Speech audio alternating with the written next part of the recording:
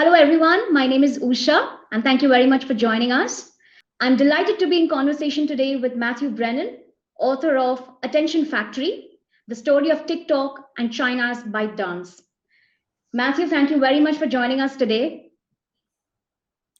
It's my pleasure. Thank you for inviting me. Thank you. I have to say, I raced through your book. It was a captivating, fascinating read of the rise of ByteDance and TikTok in particular. The beginning, the evolution, the decisions behind it, the science behind the popularity, and so much more. And what's more, it happens to be very topical and a very timely book to read. I came across a tweet by John Ehrlichman, and he said he called out months of the year, practically every month in the year 2020. TikTok had been the most downloaded app in the world. In the year 2021, once again, for most of this year, TikTok has been the most downloaded app of the month. So for me, it was really, really interesting to see the story behind it. And as you rightly point out, while the app is very widely used around the world, not many are aware of the science as well as the history behind it. So for our audience assembled today, would you like to summarize your book and tell us what it is all about? Sure, I'd love to. So the book is asking why TikTok, why ByteDance and why short video? Those are the three questions. It's a story of 0 to 1. How did this get started? Why is it coming from China and not Silicon Valley? And who is the company behind all of this? Who are the founders? What are their stories? This is what the book's about. So this is stuff that most people don't know. There's around the world. TikTok has taken the world by storm. As you said at the beginning, it's the #1 most downloaded app now for a couple of years. It's clearly where all the action's happening culturally in markets like America, in Europe, Southeast Asia. Unfortunately, it got banned in India, but that just, while it was in the country, had an enormous impact. And of course, in China, where it's from, under the name Douyin, so it's a separate app in China. It's also had a huge, huge impact, and it's still playing out today. The story's not over. We leave off in the book maybe last year when it was Donald Trump was getting involved with the TikTok story. But since then, it's continued to grow, and the story continues to evolve. Yes, thank you, Matthew. We leave the geopolitical part out of this for now. Like you said, I mean, there's just so much to talk about when it comes to TikTok and ByteDance beyond the geopolitics of it. For instance, as a communication professional, I was very, very interested in the short video format.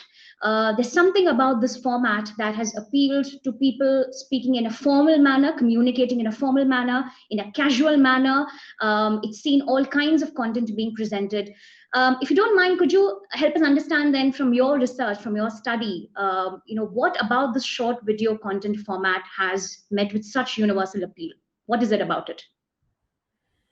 Yeah, I'm glad you bring that up. That's something we talk about a lot in the book. I think it's very worth studying and understanding the power of short form video. 15-second clips is what TikTok is famous for, right? But actually, today it's 15-second, 30-second, 1 minute, 2 minute. We can say this is all short form. And also it's vertical video, right? It's not horizontal. It takes up the entire screen. It's very immersive in the experience. And so it's a very mobile-centric experience. In fact, we could say that TikTok is kind of like mobile television brought into the mobile era. It's native to mobile. If you think about YouTube, YouTube's a fantastic platform, done extremely well, but it's a desktop era product. Right? It's not mobile. It wasn't born mobile. And you can see that immediately when you consume the video content. It's horizontal, right? It's not native to the smartphone device. So TikTok is really the power of the short form is #1. There's a power in terms of the recommendation technology behind it. Short form is a fantastic match for empowering algorithms and helping train algorithms quickly to discover your content preferences, what you like and what you don't like. And then the actual content itself is very snackable and it's suitable for the way that we use mobile. You think about, on your phone, you might be typically in your day, right? You might open your phone. Actually, how many times a day do you think you open your phone? Just out of interest, there, put the question back to you, like and the audience. Like, how many times do you think it's typical for people to open their phones every day? If you're putting the question to me, I think the question is more, how many times do you get your head out of the phone? So easily, Right. maybe 40, 50 times a day. Probably it's an occupational hazard, but also out of interest, out of the pull of the content as well. Yes. Exactly. I think that's a very reasonable number, 40 to 50 times a day. That's very reasonable. And so think about how you use your desktop or your laptop. It's so completely different, right? Your desktop or laptop, you're working and you actually have a very long session time. Typically, if you're working, it could be hours and hours long. If you're playing a game, it could be hours and hours and long. If you're watching some Netflix, also it's pretty long. The session times. Whereas mobile, we often have these small pockets of time during the day where we just check our messages and then maybe we have a few minutes for entertainment or to fill some time. We could be on a bus, we could be waiting in a queue, we could be having lunch, all these different scenarios where there's a need for entertainment, but the time period is actually quite small. So opening up Netflix to watch an episode of Game of Thrones isn't very suitable. But TikTok is perfect. So that's kind of the power. Yeah. I think that's a fantastic point. There's food for thought here for a lot of us communication professionals as well. I think what you said about the long form content, the episodes, the films on the Netflix or other streaming platforms, yeah, they cater to a much longer time duration. Whereas when we tend to go into the phone is the shorter time duration, like you said, whether your lunch break or a snack break, and so on and so forth. So that's the appeal of these short snackable video content forms. Thank you, Matthew. At the same time, it was so fascinating to read, the various kinds of audiences, the various kinds of celebrities that the short video content format has spawned in a way. There's perhaps content of appeal. There's content with socially relevant messaging. There are people who bring their own talents to the fore, etc. And then there's also perhaps what can be termed as noise, or perhaps as you yourself call out, the slightly more mediocre content also sort of tends to come to the fore at times. Everyone's got an equal platform. So what would you say about how do you, the quality of content on such platforms? Sure. So the content formats in the early days of TikTok that were popular, and even the predecessor platform Musical.ly, was lip sync. Lip sync was the first killer content format, and then after that, dance, and then after that, comedy skits. So usually very crude comedy as well, very simple comedy. So these are not very highbrow content forms, right? They're very accessible. I think everyone can understand and appreciate to some degree some of this content. And someone who does some very interesting, breakdance or something that could be entertaining to lots of, even very sophisticated people.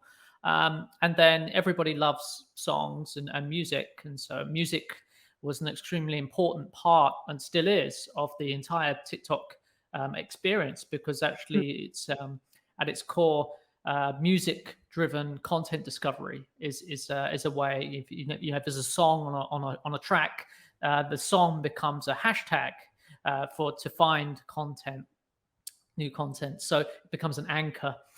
So in the early days, music was incredibly important for how it goes. Now, today, where TikTok is actually evolving rapidly towards a more YouTube-like platform in terms of content diversification. So where we can expect, it's not there yet, but it's going there clearly. And where we can expect it to be is a platform kind of similar to where it is in China today, where in China, it's a platform where you have actually quite serious forms of content are very popular on Douyin, the Chinese version. You could expect serious news on the platform, and news from large public news organizations, prestigious news organizations would have very popular channels on there. And that would be a way that through which a large percentage of the Chinese population would learn what's happening in the world on a daily basis. And then you have things like nature, sports, educational content, niche channels from, say, doctors or dentists, or all kinds of professionals, lawyers, accountants even could be on there. Very boring topics, but they can find their. Sorry for all the accountants listening, but usually that's the sort of stereotype you would say, right? You wouldn't expect accountants to be able to gain a following on TikTok, but I believe they can. I think even today they could. I think if you're an accountant, and you want to give it a shot, I think actually that now is probably a very good time, because although in China, it's further ahead, that kind of content is just being onboarded globally now into the content ecosystem on TikTok, and so there's actually a blue ocean for many content types still. Now, if you want to do lip sync and dance, I'm sorry to tell you, it's a little bit late for that kind of content on TikTok. But if you want to do something about law, if you wanted to do something about regulation or something like that, there's probably very little competition. If you could build a YouTube channel around it, you could certainly build a TikTok channel around it. Bite-sized content works very well for education, actually. Thank you, Matthew. That actually leads me to my next question. In that case, for communication professionals, who've tuned into the session, there's quite a bit of a takeaway there from what you said. That if you can create a channel and if you've got content for education, then the platform TikTok has a lot to offer to you. At the same time, going back a little bit to what you said a little earlier about the mass appeal, would you say there is a larger point of democratization that TikTok and ByteDance have actually introduced into social media? There's something for everyone, and everyone is able to have a voice and agency and put their point of view across to the world. So, in a sense, has it provided a bit of a level playing field, would you say? Definitely. I would say, in the book, we talk about the lowering the barrier to content creation. This is the way that the founders talk about it. It's sort of like industry language. But what do they actually mean is that, anybody can create a TikTok video. And then, the very earliest groups that embraced the content were teenagers and preteens, actually. Kids as young as, say, 9 or 10 were on Musical.ly making videos 5 years ago. And because it was basically the only channel that they could create content for and gain an audience. They couldn't write very clever tweets, right? They couldn't take beautiful pictures for Instagram and be an Instagram influencer with professional photography. Anyone can create a TikTok. And so in that way, it is democratizing, right? If you think about, again, we compare it to another video platform, YouTube. What is the barrier to being a YouTube channel, to having your own YouTube channel? Well, today, the barrier is quite high. You actually need to learn how to use editing software. That editing software won't be typically in YouTube. It will be a third-party software that you may have to pay for. And there'll be a learning curve, and you will have to learn how to do it. You'll be editing large files, so you'll need a PC or a laptop that is fairly decent. If you want to do high-resolution video, you're going to have to spend a lot of time to create one video. You might be spending many hours to do that, and the barrier to move it to gaining an audience is quite high as well. Given that the content on the platform is so strong and the supply is there already. So that's beyond most normal people. But to create a TikTok video, the editing software is in the app. You don't need to download anything apart from TikTok. And you could use a filter. There's new filters every day. And a filter completely solves the problem of being creative. You don't need to be very creative at all. And a very important point on TikTok, copying is okay. In fact, it's encouraged. So that's a very different culture compared to most other platforms where mimicking others is looked down upon. Right? It's considered a bad thing for you to copy other people's ideas. Whereas that is, copying other people's ideas and adding your own twists, your own flavor. That's what TikTok's for, for a lot of people and a lot of formats. So that culture of that, that being okay, and then empowering people to do that easily means that the ratio of users to creators, or users becoming creators, is very, very high on TikTok. It's much higher than other platforms. So that's definitely a democratization, you could say.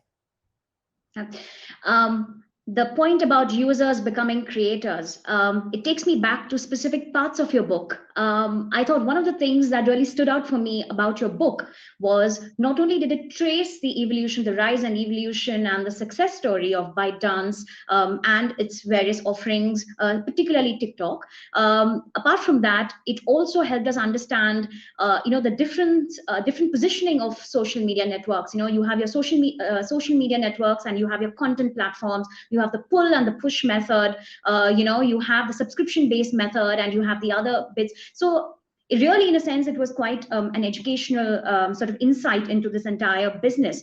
I have a few questions on this. Maybe I'll start off with how was the whole journey researching? I know you've you've been an academic and a researcher in the area of Chinese technology for a long time now.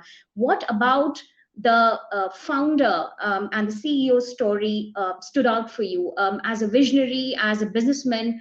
Maybe you could tell us a little bit about his personality, because I think in the first part of the book, you dwell quite a lot on his, you sort of see the story through his lens a little bit. We get an insight into him as a person and a business leader, his decisions. So maybe there's something you'd like to share on that. Yeah, sure. The founder, Zheng Yimin, is one of the most famous entrepreneurs in China, and arguably one of the most successful entrepreneurs in the world. Well, I would say actually unarguably one of the most successful entrepreneurs in the world. But he's not that well known compared to, say, a Mark Zuckerberg, who have a much higher recognition globally. But having said that, the companies today, in terms of valuations and revenue, ByteDance is catching up already with Facebook. It's about half. And it's a much younger company, right? So, and growing at a much faster pace. So, not to say that Facebook's grown slowly or anything, but it's these two companies are comparable now. And so, in terms of the founders' recognition globally, there's a vast difference. Now, Mark Zuckerberg is a lot of people. He's not the favorite entrepreneur of many people around the world. He's coming for a lot of criticism over the years. And so perhaps, Zheng Yimin thinks that's probably a good thing, that he's not so high profile. But he should be a lot more high profile than he actually is. This book is probably, it's not probably, this book is the most detailed account of Zheng Yimin in English language in the whole world right now. So, if you want to understand him, this is the book to do that. There's nothing more detailed than this out there right now, because what I did was combine all of the best stuff that's available in Chinese that was never put into English, and added in my own elements, from the stuff talking to the people at the company, etc., and all of the detailed research we did for the book. So he is, to give you just a brief taste of what Zheng Yimin's like, he's very logical, he's very hardworking, he's a serial entrepreneur. ByteDance is not his first company. He failed before. He worked in Microsoft briefly in Beijing, didn't like it, left fairly quickly, went back to being startups. He's a startup guy, likes uncertainty and like high growth, and really wants to change the world. ByteDance is considered to be the most Silicon Valley-like of all of the Chinese big giants, such as Alibaba or Tencent, that you might know of. So definitely, he's been very much inspired by all of the biggest names in America, but at the same time, it's a very Chinese story as well, right? he's from a fairly humble background as well, right? From a rural upbringing in Fujian province across the way straight from Taiwan. And from very early on was, involved in computer science, and that's what he studied at university, and is sort of a bit of a geek, very, very introverted in some respects. But it's undeniable that in terms of how he operates the business, it's just so bold, so ambitious, and the way that they once Douyin, the Chinese version of TikTok, became successful, they moved so fast and so aggressively, and that came from Yiming. So it's this kind of like interesting juxtaposition, I guess, between this guy who looks very, very timid and is very conservative in some respects, but yet in the world of business, he's so aggressive and bold and ambitious. So mixing these two things together, into one person is quite an interesting, character that we paint here in this book. Thank you, Matthew. Yes, that's exactly the sense I got. And part of what you said was going to be my next question to you. I think he's one of those leaders who, as you mentioned in your book as well, and you observed there, he always had sort of a global vision for his product. He did not start off with a small, narrow ambition. I mean, his sights were always set on making a global product. And it was about creating a global product with perhaps localized content. I believe that's the phrase that you introduced in the book as well. Could you maybe help us understand about this global vision? Was it something that stood out vis-a-vis the other Chinese tech giants and other entrepreneurs? Would you say this global vision that he had? Yeah, definitely. I think one of the criticisms that Chinese companies come in for is that they tend to do quite well in China and less well outside China. And Tencent, is a good example. It's a company that I've covered for many years. Tencent does, it's probably the biggest tech company by market capitalization in the whole of China right now. And outside China, beyond investments, beyond investing in other companies, its self-operated platforms have really not done very well. Its flagship product WeChat basically failed in terms of internationalization. So there's various reasons for that. I mean, I think it's a little bit unfair to paint them as being totally a write-off. Alibaba actually does quite well these days with things like obviously Alibaba.com, but also AliExpress, I think has done quite well globally. But this could be some way, some parallels here, I think, for the Indian market, right? So the Indian companies, it's a vibrant internet scene in India, right?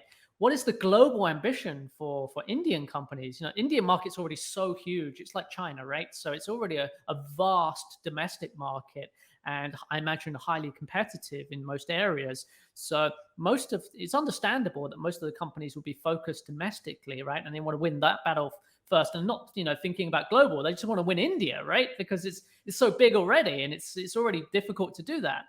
And that's where Chinese companies were, right? Most internet companies are. It's just like, China's big enough, and it's already super difficult to win that and keep a hold of it. So that, we don't necessarily need to go global. But ByteDance from very early on was like, no, we need to be a global company. And the English name came before the Chinese name, which is very unusual. And that's why the English name sounds a bit strange. It also sounds strange in Chinese, but there's a logic behind it.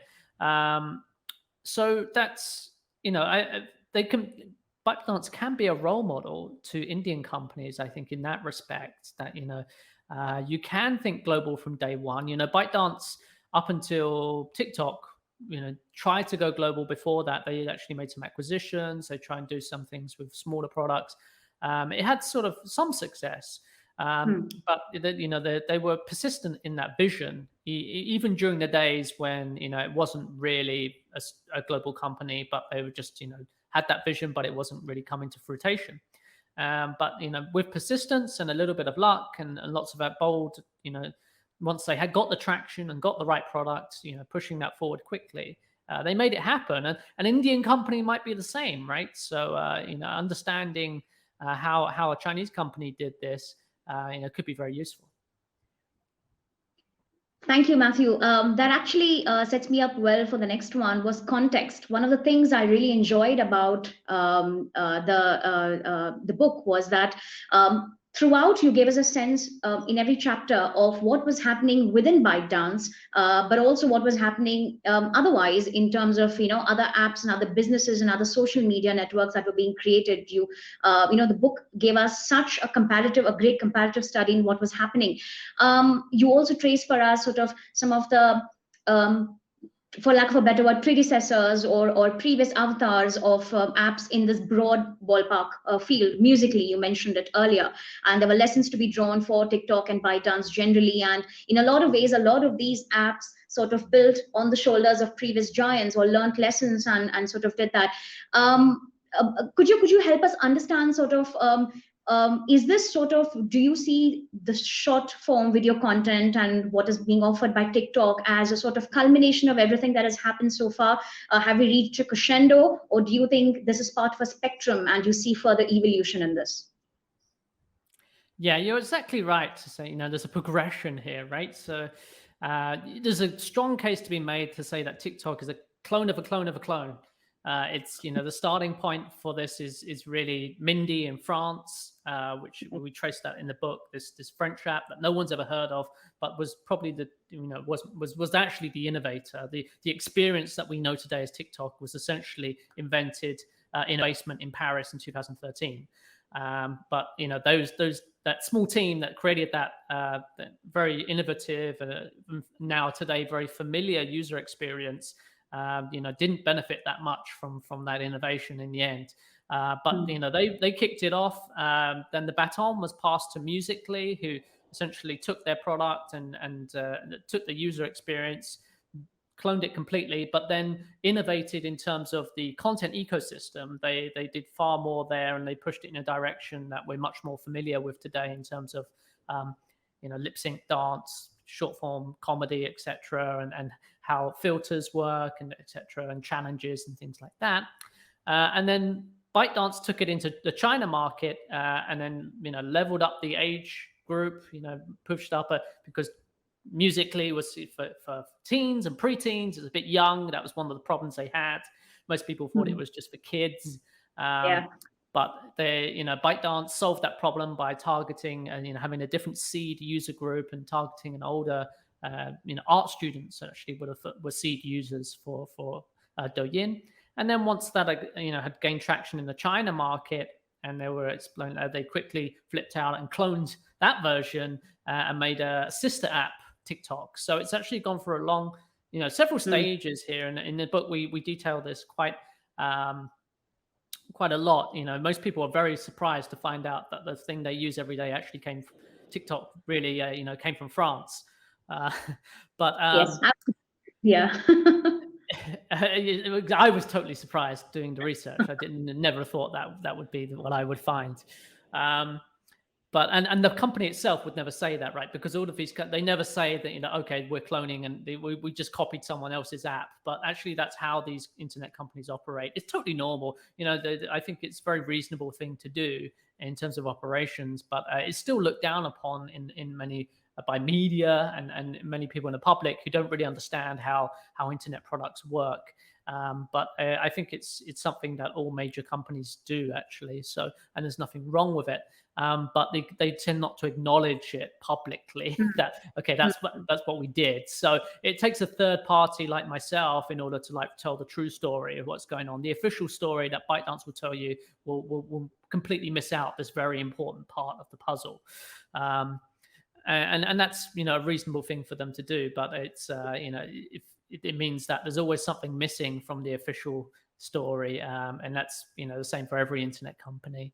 But the future moving forward, it would continue to evolve. Today is e-commerce is a big story on TikTok and Douyin, and I think that's still growing fast in China, and it's in the very early stages outside China, and that could be something that's very exciting for lots of brands who want all around the world, and merchants and just individual entrepreneurs as well who want to sell through a very different environment. It's a very content driven e-commerce experience, and one where discovery plays the key role. It's not one where you go to Amazon, right, and you type in it's a search driven experience on Amazon, right? You know what you want, and you go to Amazon and you have to type in a search term to know what you want. So you have to actually understand your need and be able to express that need somehow in a keyword.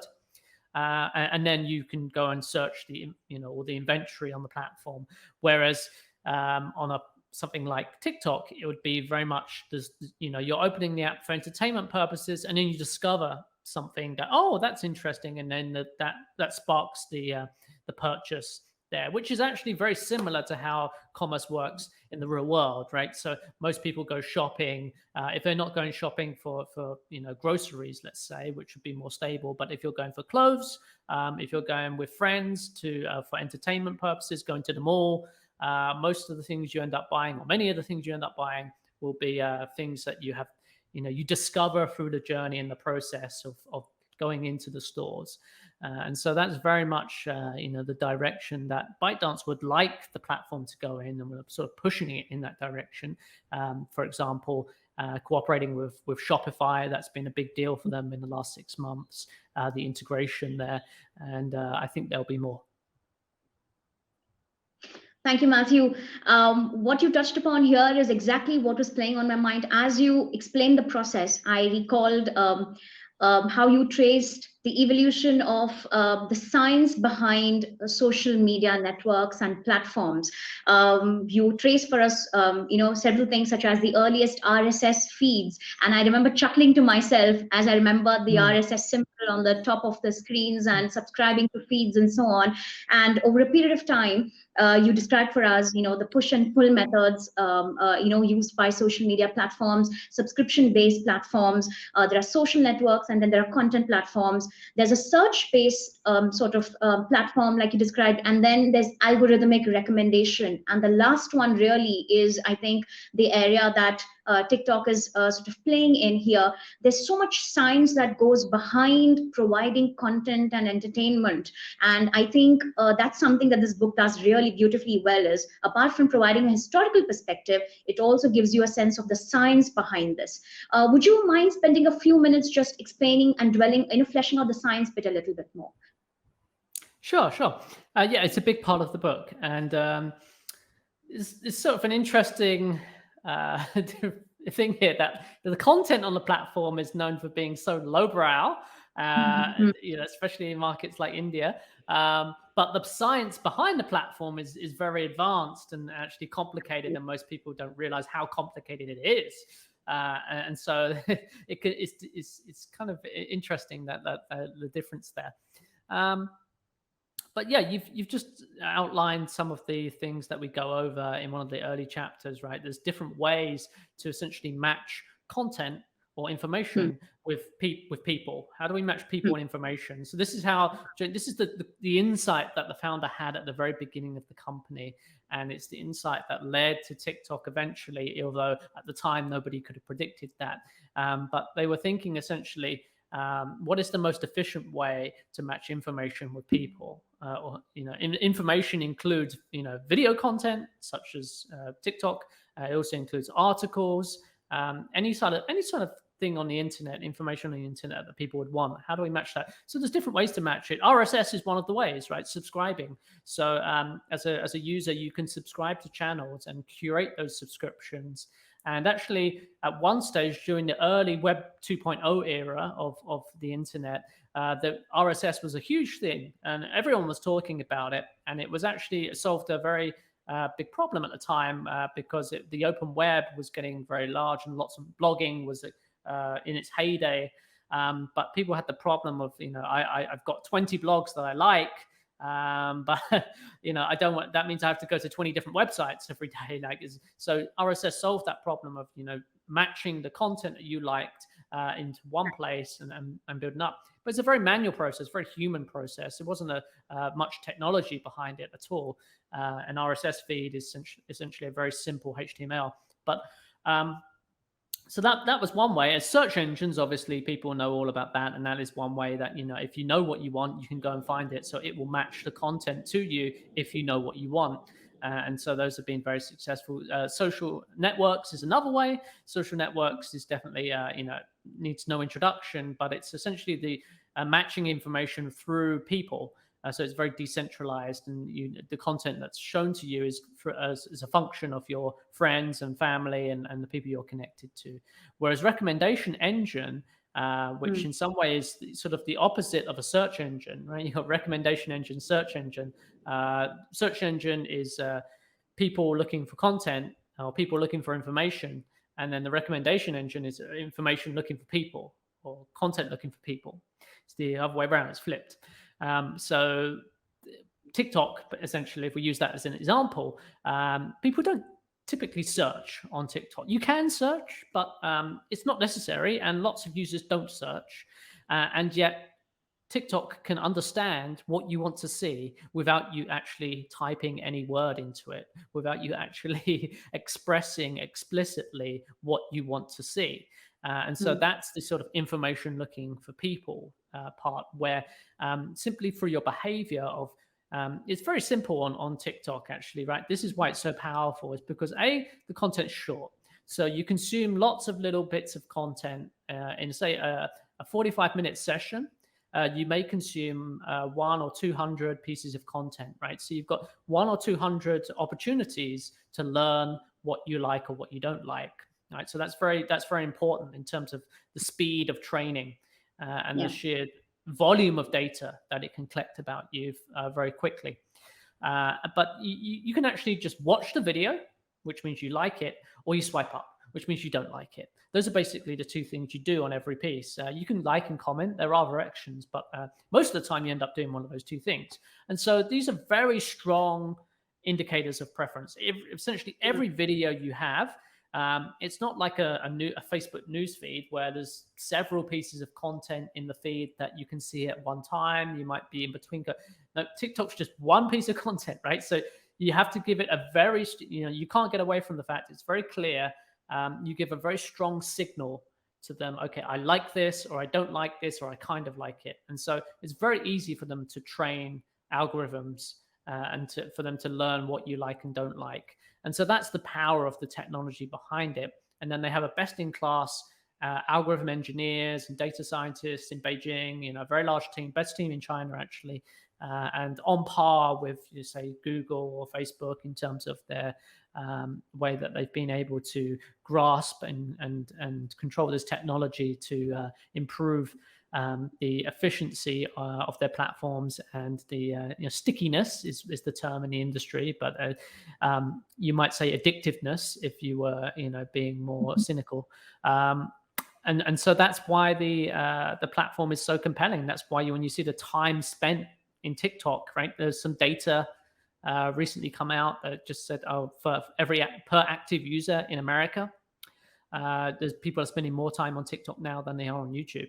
And that's a trend that's still going to be increasing year on year. And if you look at the China market, it's the number one platform in terms of time spent after. I think maybe it's after WeChat. WeChat would still be number one, but WeChat's a different super app. I've covered WeChat for many years, but we don't have time to go into it today. But it's a very, very special app. But yeah, it's just people are spending far more time in TikTok than you'd ever imagine, and it's the technology that's doing that. Oh, wow.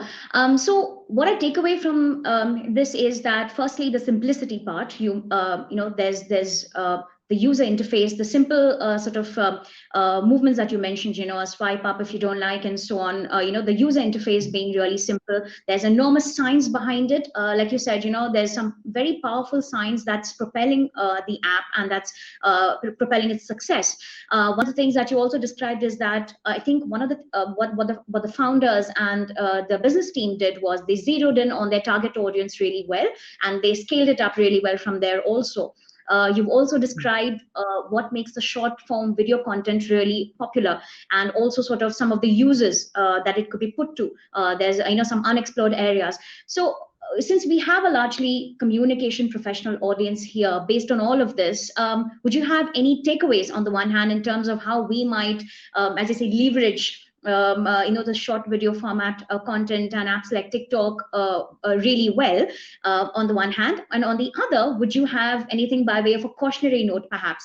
You did mention addiction as one of the things that the app does produce. Well, there's that on the one hand, but here's an opportunity to put forward some socially relevant messages, perhaps. And at the same time, as the title of your book mentions, it's very interesting. It's called Attention Factory, which is in a sense what over the years, TikTok and ByteDance and its predecessors and other avatars have tried to do. In a sense, you're trying to hold the attention of the audience. So, or in sum, for a communication audience, what takeaways would you have? Yeah, Attention Factory. The original title was App Factory, actually. I see. That was the working title of the book, and we changed it very late, actually, based on the recommendation of one of the early readers. I think it's speaking to the nature of the attention, the power. That's the essentially the power of this company. It's an advertisement-driven business model, essentially, and addiction is one of the criticisms you could say for how these applications work, because it's kind of like a zero-sum game in terms of every app on your phone is fighting for your attention, and the apps where you spend the most time end up creating the largest businesses usually. So that's sort of inevitable nature of this business, I guess. But it does mean that every app is incentivized to try and keep you as long as they can. And there's some questions there over like what that would do to your mental health, whether it's healthy to spend so much time on your phone. What does that do to our relationships with other humans, and should we be, on our eyesight even, looking at screens for so long?